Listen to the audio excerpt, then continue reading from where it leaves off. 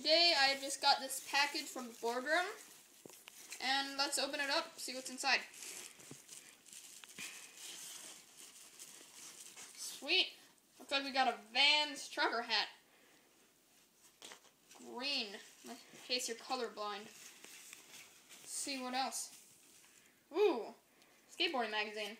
It's like the newest one, up to date today. Oh wait, no it's not. It's November 13th. Got ripped off. Who cares though? Don't have that one. Let's see. Vans water bottle. Black. Also if you're colorblind. And then 2 Vans stickers. I'll put these somewhere. Probably. And then, of course, the bag, which is made out of like nylon. It's super nice. And it's great for capturing yourself in.